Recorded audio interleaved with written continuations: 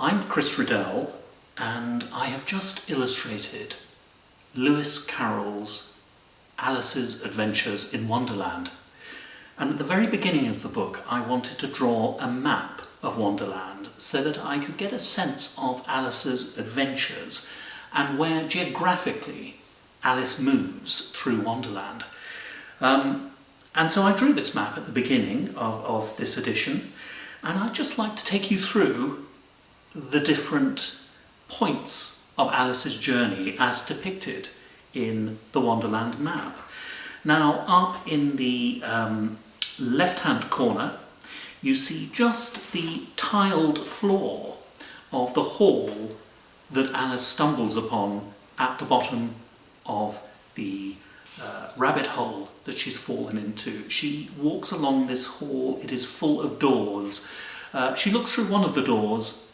It is very tiny and she can't reach through, but she can just look through this tiny, inaccessible opening into a garden that looks wonderful, but she can't get through. She finds the cake that says "eat me." She finds the drink that says "drink me." She becomes big, she becomes small, in the course of which she weeps. Something that turns into a lake, a veritable lake of her own tears. She shrinks, falls into the lake of tears, swims through it, and finds her way to the shore of Wonderland. Dragging herself out of her own tears, she walks into Wonderland Wood, following the White Rabbit. She follows him to his house. She lets herself into the White Rabbit's house, where she has further growing and shrinking adventures. After leaving the White Rabbit's house, she enters the Wonderland Wood. She's very small at this stage, as small as a caterpillar.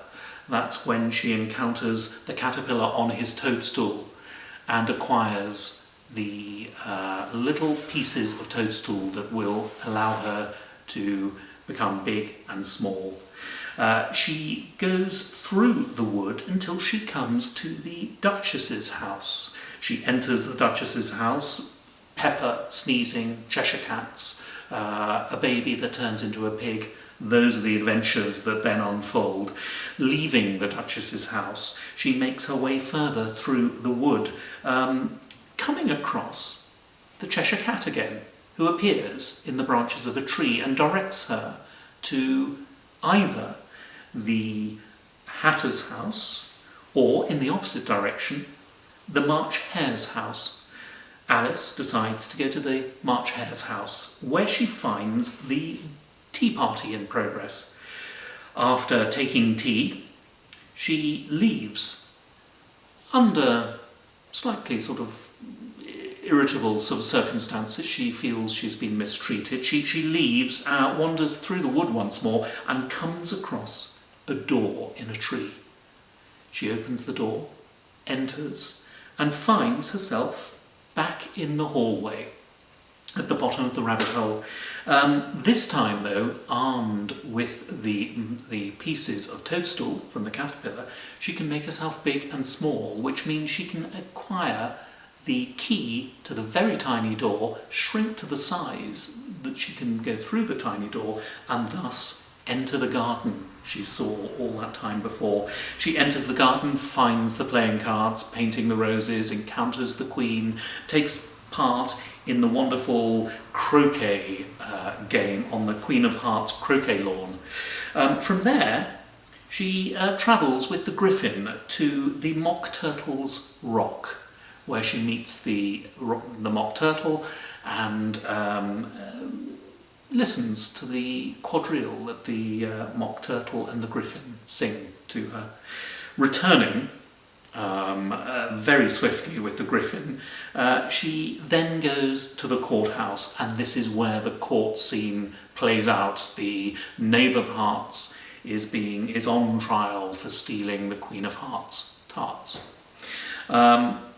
And that ends in the cards being thrown up into the air in a great cascade, and Alice waking up with falling leaves cards turning into the falling leaves that fall upon her on the summer bank of the river.